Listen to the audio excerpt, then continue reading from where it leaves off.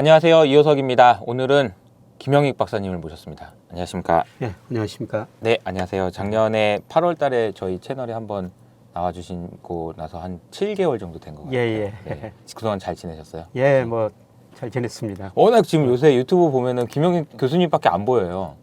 그래서 뭐 별 도움이 안 될 텐데 여기저기서 불러가지고요. 네. 또 저 같은 그 나이 든 사람들 찾아주는 데 있구나 그래가지고 불러준 데만 가다 보니까 네네. 별 내용 없이 여러 군데 그냥 아니 뭐 별 말씀. 엄청 너무 겸손하게 얘기하시지만 사실 그 교수님께서 지난번에 8월 달에 저희 채널에 나와서 얘기해 주셨던 여러 가지 이야기들이 사실 또 현실화된 부분도 많고 또 뭐 물론 뭐 이제 아닌 것도 있지만 되게 그 맞추신 부분들이 되게 많았던 것 같아요. 그러니까 시장이 좀 힘들었잖아요, 그동안. 예. 그래서 좀 전체적으로 좀 어떻게 보시는지를 오늘 좀 이야기를 해보려고 하는데 그에 앞서서 약간 좀 근황 토크 좀 하면 어떨까 싶어요, 편하게.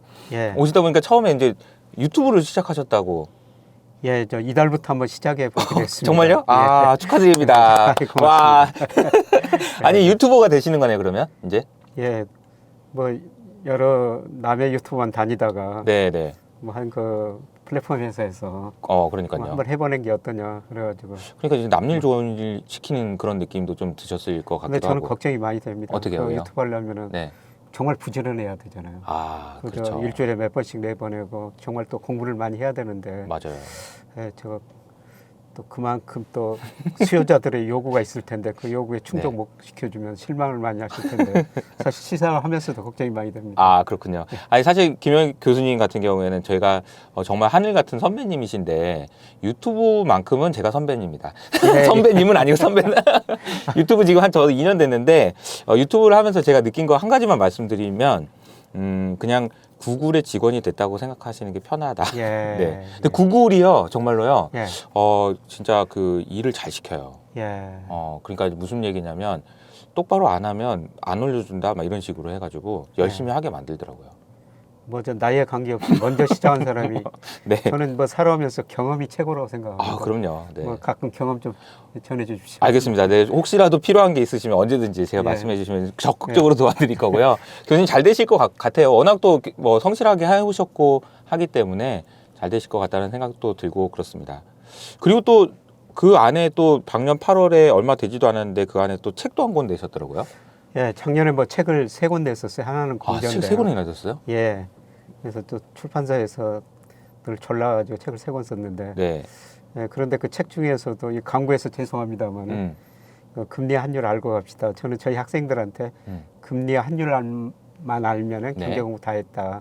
근데 금리 환율이 그만큼 어렵다는 것이죠. 그러니까 이건 약간 금리 환율만 알면 경제를 다 했다라고 얘기하면서 속으로는 어차피 다 못할 걸? 뭐 이런 생각도 좀 있는 거 아니에요? 저도 모르죠. 네, 그러니까 네. 엄청 어려우니까 금리 환율이. 예. 네.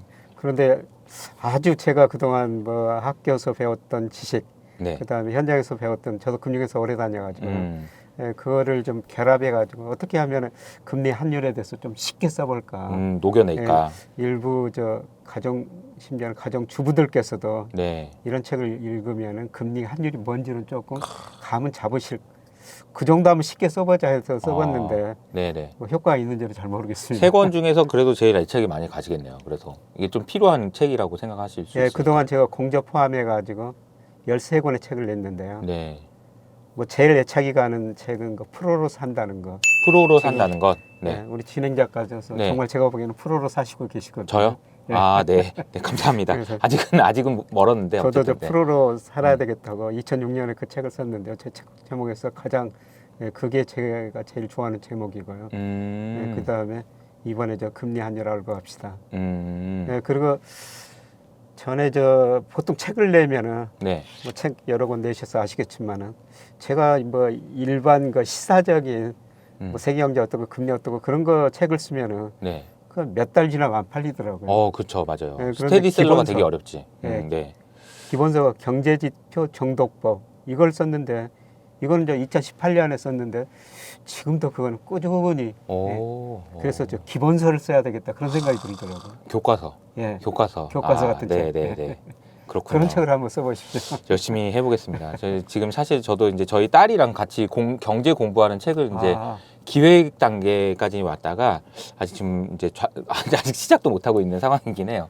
네. 그런 책이 도움이 될 것 같아요. 어린이한테 쓰는 예, 책이에요. 어린이도 경제 공부를 해야 되니까. 그러니까 저는 뭐 제가 학교 다닐 때 금융 공부, 경제 공부 거의 못했었거든요. 그래서 우리가 그러니까요. 금융이 부족하니까 뭐 주식에서도 멀리하고 그랬는데 이제 뭐 주식 같은 것도 함께 살아야 되거든요. 그렇죠, 그렇죠. 그래서 그걸 초등학교부터 가르쳐야 된다는 겁니다. 음. 근데 지금 저희 대학원 그 제자 중에 하나가 초등학교 선생인데 네네. 지금 저희 학교 와가지고 경제를 열심히 공부하고 그 지식을 어떻게 학생들한테 초등학교 학생들한테 잘 전달해 줄 수 있을까? 아하. 네, 그걸 늘 생각하고 저한테 아이디어 있으면 이런 식으로 한번 해보려고 그러는데 어떻습니까? 이렇게 물어보더라고요. 그러니까 어차피 어린 아이한테는 알려주려면은 뭐 비유를 하든지 좀 더 쉽게 얘기해야 그래야 되니까 되죠. 아주 쉽게. 그 작업 자체가 굉장히 어렵잖아요. 예, 쉽지 않은 작업인데요.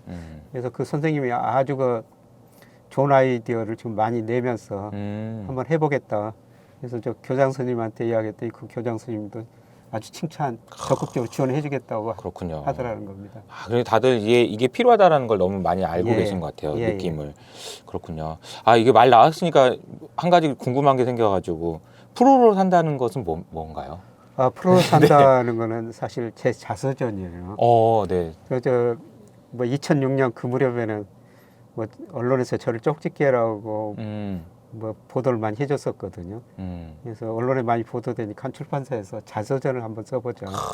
사실 제가 굉장히 어려운 환경에서 태어나가지고 어렵게 네. 공부를 했거든요. 네. 그래서 그런 제가 뭐 어렵게 공부했던 이야기, 그다음에 그때까지 살았던 이야기를 쭉 적어가지고 사실 그 책을 쓰는 이유는 저보다도 좀 더 어려운 사람도 있을 것 같습니다. 그래서 희망을 드리기 위해서 쓴 책이고요. 그리고 제가 그 프로페셔널인데요. 저는 뭐 모든 분야에서 그 분야에서 열심히 일하는 사람들 다 프로라고 생각하고 존경하고 살고 있거든요. 제가 어렸을 때는 그 헤르만 헤세 책을 참 많이 봤었어요. 네. 근데 그분 책 보면은 하늘에 떠 있는 구름 한쪽과 또 시냇가에 있는 자갈 하나도 다 의미가 있다는 겁니다. 돌 하나도. 네. 근데 신이 우리를 지상에 보냈을 때 특별한 능력을 하나 줬을 거라는 거죠. 그래서 그 능력을 최대한 발휘하는 사람, 그걸 저는 프로라고 생각하고 있고요. 뭐 각 분야에 다 계시죠. 저는 뭐 그런 사람들 존경하고 그렇게 살다 보면은 경제적 부분은 자연적으로 뒤따라온다. 근데 멋있네요, 그때가 제 진짜. 인생의 정점이었었어요. 정점이에요. 사이클 보니까 지금 아직 끝나지 않으셨는데 이제 유튜버로 이제 시작인데요. 이제 다시 네. 바닥에서 시작하는 과정인지 유튜버로 이제 모르겠습니다만 시작인데요. 그 인생 사이클을 보니까 네. 그때가 정점이었습니다. 그때는 그러면은 교수님이 그 증권회사에서 대신증권 리서치센터장 했던 시절이었었어요. 네네네. 그러고 나서 제가 뭐 어떤 분이 그 자서전을 쓴다고 그러면은 그분의 인생이 그때가 장점이다 그런 생각을 하는데 뭐 큰 금융그룹 회장이 네. 자서전을 내시더라고요. 네네네. 그래서 이분도 한번 진통을 한번 겪어야 되겠다. 그런데 그 그룹에서 금융상품 하나 잘못 만들어가지고 굉장히 좀 고생한 적이 있으시거든요. 자서전을 함부로 쓰면 안 되겠네. 먼저 너무 빨리 쓰면 안 되겠네. 때가 제일 잘 나갈 때니까. 네. 그러니까 저는 나중에 써야 돼. 아직 한참 있다가. 아직 한 50년 있다 써야 되겠어요, 저는. 네. 알겠습니다. 너무 그 책 얘기 근황 토크가 너무 더 재밌는데 이거 주식 얘기 하지 말고 계속 하고 싶은 생각이 들지만 그래도 모셨으니까 시장에 대해서 이제 교수님 생각하시는 부분 이런 부분들 얘기를 했으면 좋겠는데 마침 또 오늘 아침에 이제 우리나라 수출입 데이터가 나왔고 그 부분에 대해서도 또 보고 오신 것 같더라고요. 네. 오늘 아침에 그 3월 수출입 통계가 나왔는데요. 제가 그 금융시장 전망할 때 특히 주가를 전망할 때 일평균 수출 금액하고 주가하고 같이 전망하거든요. 네. 그런데 제가 작년 하반기 좀 주식 비중 줄여주는 게 좋을 것 같습니다. 이런 말씀을 드렸는데 일평균 수출 금액하고 코스피하고 상관계수가 0.85나 돼요. 굉장히 높죠. 네. 그래서 제가 일평균 수출 금액을 전망하면서 코스피를 전망하는데요. 작년 상반기에는 수출도 증가했지만 주가가 너무 앞서갔거든요. 한 40% 정도 앞서갔어요. 네네. 그래서 주식 비중을 좀 줄여주시는 게 좋을 것 같습니다. 이런 말씀을 드렸는데요. 그런데 2월부터 코스피가 일평균 수출 밑으로 떨어져 버렸습니다. 네. 저평가 국면에 들어섰거든요. 예, 그래서 제가 그 데이터 본 이후로는 이제는 그 주식 팔지 말고 가지고 좀 기다리십시오. 예, 그리고 3월 그 일평균 수출 금액이 27억 6천만 달러 나왔거든요. 예, 제가 한 27억 달러 정도 뭐 그 안팎 전망했는데 제가 전망한 것보다 훨씬 더 좋게 나왔어요. 예, 그래서 이거를 그 주식시장하고 연결시켜 보면 제가 작년부터 올 4월에 주가가 많이 떨어질 것 같습니다. 네네. 왜냐하면 4월에는 일평균 수출 금액이 좀 많이 떨어지거든요. 예, 그래서 뭐 2,500까지도 이야기했는데요. 네네. 오늘 일평균 수출 데이터를 보니까 네네. 거기까지는 안 떨어질 것 같습니다. 아, 그래요? 예, 제가 예상한 것보다 수출이 더 높게 좋았어요. 나와가지고. 네네네. 예. 그러니까 이제 그게 왜 그럴 걸까요? 그러니까 이제 여러 가지 이유가 있을 것 같아요. 사실은 이제 우리나라의 수출입 데이터를 보는 이유가 어쨌든 전 세계 경기의 선행 지표라는 예. 측면이 있잖아요. 예. 그런데 저는 이제 보면은 우리나라의 기업들이 수출하는 품목들이 조금 다양화되면서 약간 과거랑 좀 달라진 부분도 있고 그런 것 같기도 하고요. 예. 우리 경제 GDP에서 수출이 차지하는 게 작년 기준으로 44%였거든요. 네. 그래서 수출이 우리나라 절대적인 영향을 주고요. 예, 그다음에 우리 수출이 세계에서 제일 빨리 발표가 돼요. 맞아요. 매월 1일 날, 뭐 쉬는 날도 발표하지 않습니까? 진짜 대단하신 것 같아요. 예. 그래서 우리 수출이 전 세계로 나가죠. 그래서 우리 수출만 보면 예를 들어서 우리 수출이 미국으로 많이 늘었다면 저는 미국 경제가 좋구나. 중국으로 많이 늘었다면 중국 경제가 좋구나. 그래서 우리 경제를 뭐 일부 경제학자들 세계 경제 풍향계다 이런 이야기를 하거든요. 그러니까 한국 수출이 제일 먼저 발표되기 때문에 한국 수출 보면은 세계 경제 흐름을 알 수가 있다는 거예요. 맞아요. 그러니까 이게 경제 지표라는 것도 어떤 일종의 상품이라고 보면 우리나라의 수출입 지표는 굉장히 히트 상품인 거예요. 예, 전 그렇죠. 세계의 투자자들이 다 보니까. 예, 네. 그 제일 먼저 발표되는 지표고요. 그러니까요. 예, 그리고 아까 말씀드렸습니다만은 우리 주가하고 저 상관관계도 상관관계가 높거든요. 예, 그래서 뭐 에일락의 그 스티븐 로치 교수 같은 분은 한국의 금융시장을 탄광 속의 카나리아다 이런 식으로 비유하거든요. 한국 금융시장 보면은 네. 뭐 세계 경제 금융시장 나가서 경제 흐름까지 알 수가 있다는 것이죠. 예, 그게 모든 게 수출에서 온다는 거거든요. 예, 그래서 저는 뭐 모든 경제 데이터 보면서 수출 데이터를 늘 보고 예, 그리고 데이터가 발표되자마자 또 모델에다 넣어가지고 수정 전망을 하거든요. 근데 당초 3월이 수출이 한 27억 달러 정도 나왔었습니다. 그래서 네. 4월은 한 24억 5천만 달러 정도 나왔는데요. 예, 그런데 3월 실제 일평균 수출 금액이 27억 6천만 달러 나왔거든요. 네. 이거를 넣어버리니까 4월이 한 25억 5천만 달러로 그 수출이 당초 예상한 것보다 좀 더 넓게 나와버려요. 네. 예, 그러면은 주가하고 이게 상관계수가 높으니까 제가 당초 예상했던 주가보다는 덜 떨어질 거라는 거죠. 그러니까 양호했다. 4월 양호했다. 네. 예. 생각보다 수출이 좋았다. 뭐가 어떻게 달랐을까요? 그럼 뭐 알 수는 없지만 교수님 혹시 생각하신 게 있으실까요? 아니면 그냥 아직까지는 세계 경제가 나쁘지 않다. 좋은 것 생각보다는 같습니다. 탄탄한 것 같다. 예, 생각보다는 탄탄하고요. 특히 저 우리 수출 보면은 아세안 쪽으로 비중이 굉장히 빠른 속도로 늘어나고 있어요. 예, 예를 들어서 2000년에 아세안이 우리 수출에 차지한 비중이 11%인데요. 네. 올해 보니까 18%를 넘어서 있고 전체 비중 중에서. 그래서 아세안 쪽으로 지금 수출이 잘 되고 있구나. 그런 거 보면서 아세안 경제가 상대적으로 높은 성장을 하고 있구나. 그렇군요. 예, 이런 네. 추론을 해볼 수가 있고요. 예, 그리고 반도체는 여전히 잘 되고 있습니다. 네. 예, 반도체 수출이 우리 수출에서 한 20% 비중을 차지하고 있는데요. 뭐 이거는 여전히 잘 되고 있습니다. 근데 문제는 저 반도체 주가가 삼성 주가가 못 올라간다는 게 문제인데요. 그러게요. 네. 뭐 또 다른 뭐 이야기들이 많아가지고요. 네. 어쨌든 반도체도 그렇고 전체적으로 우리나라 수출이 괜찮아서 교수님이 생각하신 것보다는 많이 안 빠지고도 올라갈 수 있겠다 이런 생각으로 이해할 수 있을까요? 어떻게? 그래서 제가 주가를 전망할 때 네. 뭐 올 상반기까지 특히 4월까지는 떨어진다. 그래서 4월까지 비중을 확대하시라 이런 말씀을 드렸는데요. 예, 그런데 제가 생각하기나 아직까지 그 3,300 작년 고점을 넘을 정도로 네네. 그 정도는 아닌 것 같아요. 왜냐하면 전 세계 경제가 지금 이제 거의 경기 정점에서 수축 국면에 들어선 초기에 있거든요. 네네. 예를 들어서 어제 그 통계청에서 우리나라 산업활동 동향 발표했는데 현재 경기 상태를 나타내는 동행지 순환 변동치는 2020년 5월이 저점이었어요. 근데 올 2월까지는 계속 오르고 있거든요. 네. 현재 경기는 좋다는 겁니다. 네네. 근데 문제는 앞으로 경기를 예측하는 선행지수 순환 변동치가 작년 6월을 고점으로 올 2월까지 계속 떨어지고 있어요. 이걸 보면은 앞으로 경기는 둔화될 것이라는 거죠. 그래서 경기 둔화 국면에서는 추세적으로 주가가 상승하기는 힘들다. 조금 더 기다려야 된다.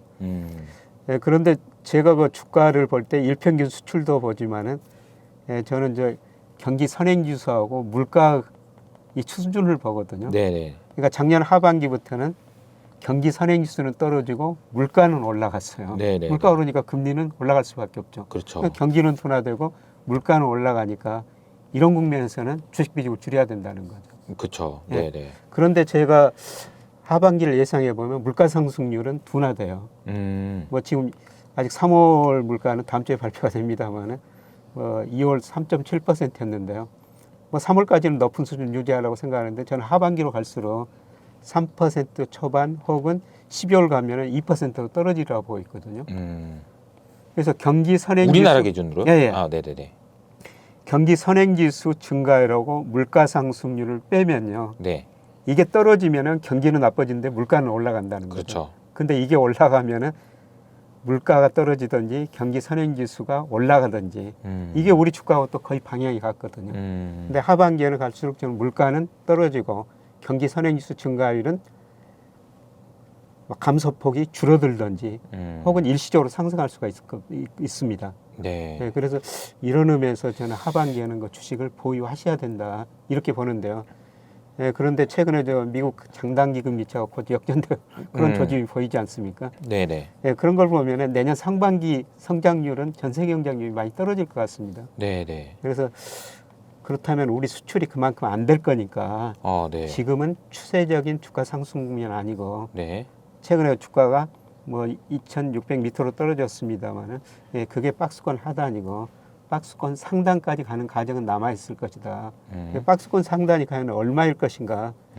그거는 그 일평균 수출 금액이나 제가 명목 GDP로 추정해 보면은 한 2,900 정도 나오거든요. 네. 네. 그래서 올해 전체적으로 주가는 2,600에서 2,900 사이에 움직일 것이다. 저는 뭐 그렇게 전망하고 있습니다. 야, 근데 교수님 얘기 들어보니까요. 네. 교수님 혼자서 지금 그 리서치 센터를 운영하고 계세요? 거의 전망을 진짜 완전 엄청 자세하게 하고 계시네요. 정말 다 이렇게 꼼꼼하게 챙겨보시면서. 근데 이런 지수를 말하는 게 굉장히 부담스럽죠. 아, 그러니까요. 네. 이게 지수대를 사실 저는 그 애널리스트 그만두고 지수 얘기 안 해서 너무 좋은데 지금 교수님 지수까지 딱 얘기를 해주셨습니다. 2,600에서 2,900 정도가 아니겠냐. 근데 이게 교수님 가지고 계신 모델에 있으니까 그런 거잖아요. 그죠? 예, 저 모델에 있기 때문인데요. 예, 그런데 당초에는 제가 그 일평균 수출 금액이 이렇게 좋을 줄 몰랐는데 아, 네. 한 4월에 2,500 정도까지 이야기를 했었어요. 근데 말씀하시는 것좀 숫자 이야기 안 하는 게 정말 좋은데요. 네. 얼마 전에 한 어르신께서 메일을 보내오셨어요. 뭐라고요? 77세 되신 분인데 네가 4월에 2,500까지 떨어진다고 그랬는데 작년 하반기에 네 말 듣고 지금 주식을 팔아놓고 현금을 가지고 있는데 네. 아직 안 사고 있다. 근데 최근에 주가가 올라버렸지 않습니까? 아, 네. 조금 올랐죠. 네. 얼마 많이 안 그래서 올랐어요. 저점을 지난 거냐 아니면 4월에 한번 살 기회를 거냐. 줄 거냐 이렇게 좀 메일을 보내주셨어요. 근데 너무 어르신이 어려워요. 77세 되신 분이 그 메일을 보내왔는데 또 안 해줄 수가 없잖아요. 네. 네, 그래서 4월에 주식을 좀 싸게 살 기회가 올 것 같습니다. 네, 그때 좀 주식 비중을 늘려주십시오. 이런 식으로 간단하게 대답드렸습니다만 네. 저 그 메일을 받고 지금도 그 수치를 말씀드린 걸 후회하고 있는데요. 사실 보세요. 2,700이나 2,600이나 그럼 뭐 얼마나 차이가 나요? 사실 냉정하게 생각해 보면 더 예. 떨어질까 봐 무서워서 그런 거지. 예, 그렇죠. 그러니까 이제 그런 측면에서 보면 근데 제가 이제 조금 약간 들으면서 좀 그러니까 궁금증이 좀 생겼는 게 이게 이제 여러 가지 좋은 점과 안 좋은 점들을 이렇게 말씀을 많이 해주시고 결론적으로는 그냥 박스권일 거라는 얘기를 해주신 거잖아요. 네. 근데 한번 생각을 해보면 전체적으로 미국 경제가 다른 방송을 제가 봤는데 미국 경제가 내년 초 정도 되면은 리세션에 올 가능성이 예. 높다. 그러면 전체 경기는 다운턴일 거란 말이죠. 그렇죠. 그럼 반대로 생각해 보면 이번에 4월 달에 숫자가 잘 나온 게 우리나라 수출이 잘 나온 게 예. 오히려 안 좋은 거 아닐까? 그러니까 어차피 안 좋아지는 방향으로 갈 건데 4월 달에 그냥 잘 나왔던 게 오히려 속임수 아닐까? 이런 생각도 또 네, 얼핏 드네요. 3월 달 수출이 뭐 그럴 수도 있죠. 네. 네, 그래서 제가 4월 통계를 한 번 더 지켜봐야 되겠는데요. 좀 더 자세하게 뜯어볼 필요는 있는 것 같아요. 네. 네. 근데 저는 저 요새 좀 미국 경제를 굉장히 이거 깊게 살펴보고 있는데 아, 네, 네. 뭐 장단기 금리차 뭐 10년짜리, 2년짜리 거의 지금 똑같지 않습니까? 맞아요. 네. 이게 마이너스로 가면은 시간의 문제지, 시기의 문제지 반드시 그 경기 침체는 과거에 보면 왔었거든요. 네, 네. 그런데 어제도 그 미국 그 소득, 그 다음에 소비 지출 뭐 이런 데이터가 발표가 됐는데요. 그런데 미국 실질 가구 소득이 1인당 가구 소득이 오히려 많이 줄어들었더라고요. 그러니까 작년에 코로나 때문에 작년 재작년에 미국 정부가 돈을 많이 풀었었어요. 가게한테 돈을 줬지 않습니까? 그렇죠. 그래서 예를 들어서 작년 3월에 연율로 계산하면은 1인당 실질 가처분 소득이 5만 8천 달러 정도 됐습니다. 네. 그런데 올 2월 달 어제 데이터 보니까 4만 6천 달러로 줄어들었어요. 가처분 소득 5만 8천 달러요? 5만 8천 달러 작년 3월에. 네네네. 근데 올 2월 달에 4만 6천 달러 정도로 줄어들었거든요. 예, 그리고 그동안 저 사실 미국 저축률이 굉장히 높았지 않습니까? 맞아요. 그래서 2020년에는 미국 저축률이 20%가 넘었어요. 네네네. 예, 그런데 작년에는 12% 연평균 떨어졌고요. 올해 1, 2월 보니까 평균이 6.1%입니다. 이제 돈을 많이 써버렸다는 것이죠. 돈을 어디다 썼냐 이렇게 보니까 미국 거 소비 지출 보면은 내구재 비중이 한 12%, 그 다음에 준내구재가 23%, 서비스 소비가 65%, 절대적으로 서비스 소비가 비중이 높거든요. 네네. 예, 그런데 보니까 내구재는 굉장히 많이 사버렸더라고요. 이미 그죠? 집에 있으면서. 맞아요. 예, 그리고 준내구재 소비도 많이 늘어났어요. 예, 그래서 미국 경제가 계속 GDP 중에서 소비가 70% 차지하니까 미국 경제가 계속 고성장하려면 소비가 증가해야 되는데 네. 이게 소득이 줄어들었다는 것이죠. 게다가 저축을 해놓은 게 있으면 그거 빼서 쓸 수 예, 있을 텐데 저축률 떨어졌고. 평균보다 낮아졌거든요. 네. 예, 그래서 보니까 서비스 소비 증가세가 굉장히 미약하더라고요. 그래서 이런 거 보면은 미국이 소비가 많이 늘어야 되는데 이런 데이터 보면은 소득이 실제 가처분 소득이 줄어들고 저축률이 낮아졌기 때문에 네. 소비를 많이 할 수가 없구나. 그래서 미국 사람들이 앞으로 일해야 되겠구나. 얼마 전에 제 그 선배 한 분이 네. 그 CS 했지 않습니까? 네네네. 예, 그때 큰 단체이기 때문에 단체로 단체로 갔다는 겁니다. 네네네. 예, 그래서 그 점심시간에 한국 음식점을 갔대요. 예, 그런데 밥을 못 먹었다는 겁니다. 왜요? 서빙하는 사람이 없어가지고. 그 정도로. 예, 그래서 그분한테 지금 미국 그 고용률이라고 그러는데요. 고용률이 2008년에는 한 67% 정도 됐어요. 네. 지금 미국 고용이 많이 증가했다면요, 고용률이 62%밖에 안 되거든요. 많은 사람들이 일을 안 하고 있습니다. 나 그냥 일 안 하고 은퇴할래 이런 게 많은 네. 거예요, 그죠? 그래서 퇴직률이 정말 높더라고요. 예, 그래서 그분한테 왜 그렇게 일자리 사람들이 일을 안 할까요? 물어보니까 두 가지 이야기 하더라고요. 이번 코로나를 거치면서 정부에서 돈을 많이 줬기 때문에 그 돈 가지고선 썼다. 그 다음에 이번 코로나를 거치면서 미국이 거의 100만 명 가까이 지금 죽어가지 않습니까? 네네네. 그러니까 직장에 열심히 다니면서 열심히 살 필요가 없다.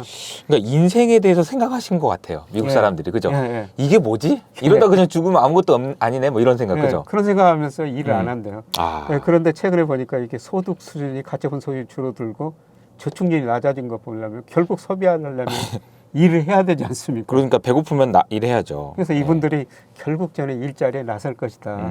그래서 미국 고용이 사실 미국 고용 보면은 정말 이렇게 탄력적인 나라가 있을 것인가 이런 생각이 드는데요. 그러니까요. 2020년 3월에서 4월 두 달 사이에요. 네. 미국 거 비농 오픈에서 일자리가 2,200만 개나 줄어들더라고요.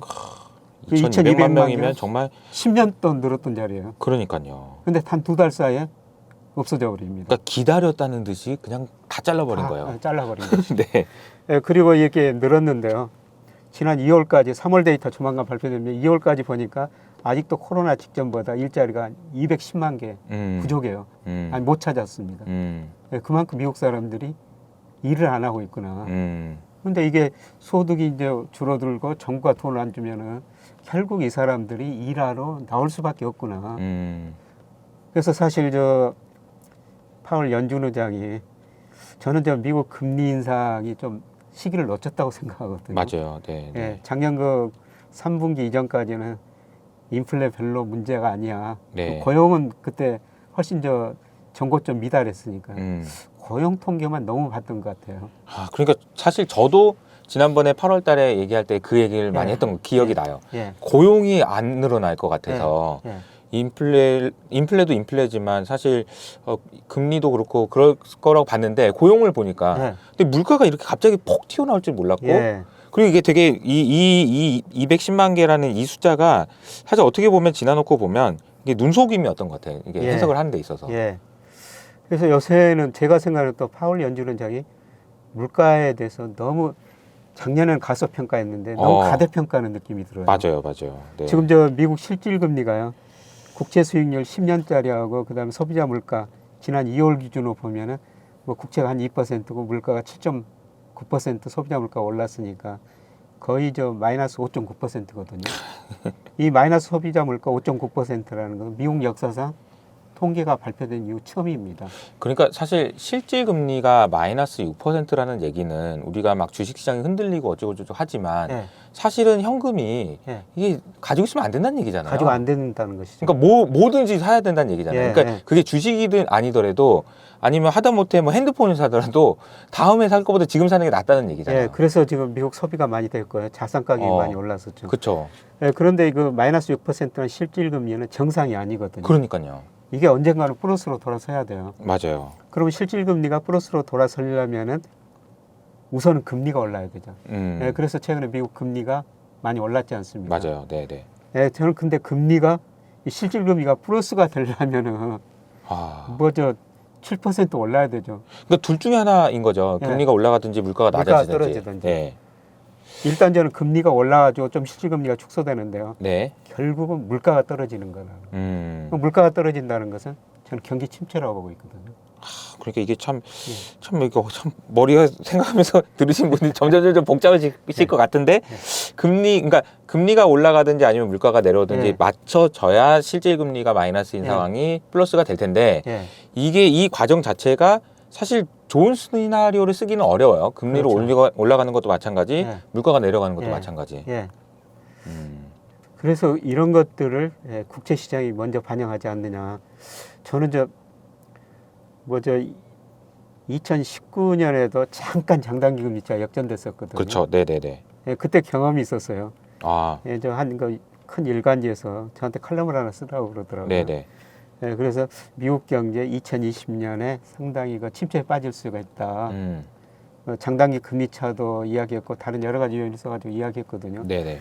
근데 그때 미국 경제가 너무 좋았었어요. 맞아요. 그 신문사가 담당자가 무슨 소리냐 지금 미국 경제가 이렇게 좋은데 이거 좀 실기 힘들다. 그래서 그럼 알아서 하세요. 그랬더니 한참 후에 실어주셨더라고요. 근데 우연히도 2020년에 코로나가 가지고 미국 경제가 1930년대 대공황 이후 가장 큰 침체에 빠졌었죠. 그래서 이런 걸 보면서 저는 금융시장, 채권시장이 굉장히 똑똑하구나. 저는 크게 보면 애한시장, 채권시장, 주식시장이 있는데요. 똑똑한 순서로 이야기하자면은 애한시장이 제일 똑똑한 것 같고 그다음에 채권시장, 그다음에 주식시장 세 개가 더 똑똑하지만은 등수를 매기라면은 그런 식으로 매기고 싶어요. 외환시장, 채권시장, 꼴등은 주식시장. 제일 멍청하다. 똑똑하긴 하는데 조금 덜 똑똑하다. 근데 그렇게 생각하시는 이유가 있을 것 같은데. 외환시장은 정말 프로들만 참석하거든요. 그러니까 플레이어들이 그렇죠, 맞아요. 채권시장들도 정말 그러니까 이제 채권도 하나 살려면 100억씩 있어야 되는데 100억 있는 사람이 100억 없으면은 참가도 못 하는 거잖아요. 그러니까. 그리고 정말 공부를 많이 하고 채권시장 참여하는데요. 근데 제가 주시장을 무시해서 하는 게 아니라 예를 들어 제 아내거든요. 제 아내가 2000년, 20년 처음으로 주식투자를 시작했습니다. 어디 가나 주식시장 이야기하니까. 그래서 2020년에 주가가 많이 올라서 기분 좋다고 그러더니요. 작년 상반기에 주가가 왔다 갔다 하니까 지루하다고 그럽니다. 2020년 돈 많이 벌다가 왔다 갔다 하니까 신났다가. 돈이 안 불어나죠. 네네. 최근에 주가가 떨어져 손해를 많이 봐가지고 왜 주식시장에 참여했지? 후회하시는구나. 네. 그래서 저는 주가는 장기적으로 오르니까 그냥 가지고 걱정하지 말고 가지고 있어라. 네네. 근데 무슨 종목을 가지고 있는지 한번 보자. 네네. 그래서 보니까 한 40개 가지고 있어요. 네네네네. 그래서 재무제표도 모르거든요. 아, 네. 그래서 이 사람이 이것을 하고 언론에서 이런 주식 나오면은 또 잠깐 샀다가 예. 이렇게 하신 거군요. 예. 네. 그러니까 제가 주식시장을 무시해서 하는 게 아니라 외환시장이나 채권시장에는 저는 그렇지는 않다는 것이죠. 근데 주식시장도 굉장히 공부 많이 해서 분이 참선하니 대다듯이만은 그렇죠. 제 아내 같은 사람도 좀 있을 거라는 거예요. 교수님 근데 아내분한테 괜찮으신가 이렇게 얘기하셔서? 저도 혼나죠. 네. 아니 그러면 그래서 집사람이 뭐라 그러는 줄 알아요? 네네네. 뭐, 그렇게 재무제표 알고 공부 많이 한 당신 수익률 한번 보자. 진짜요? 아, 네. 오늘 또 가정사 얘기가 또 재밌게 이렇게 나오네요. 또 알겠습니다. 그래서 좀 복잡한 얘기가 있었지만 결론적으로는 여러 가지 어려운 매크로 환경은 이어질 것 같고 주식시장이 구조적으로 올라가기는 좀 쉽지 않은 환경인 것 같다. 예, 좀 시간이 많이 걸릴 것 같습니다. 시간이 많이 걸릴 것 같다. 네, 알겠습니다. 미국 경제가 이제 언제 사실 이 장내인 금리 차가 역전됐다는 사실 자체가 굉장한 워닝 시그널을 준 거긴 하잖아요. 예. 근데 저는 이제 제가 요즘에 고민하고 있는 거는 사실 채권 시장이 똑똑한 건 맞아요. 예. 근데 이번에만큼은 약간 뭐랄까 너무 빠른 거 아닌가? 다시 말하면은 이 쏠림이 심했다라는 생각도 좀 들긴 하거든요. 아니 금리가 올라가야 된다는 건 맞지만 예. 그 속도가 너무 빨랐던 거 아닌가 그런 생각도 들고 그래서 중요한 건 그런 것 같아요. 그러니까 리세션이 올 수 있다라는 사실은 이제 거의 뭐 대부분 다 동의하는 것 같고 과연 언제 올 거냐에 대한 질문인데 교수님께서 특별히 다 내년 상반기 요거를 좀 계산하시고 얘기하신 이유가 있을까요?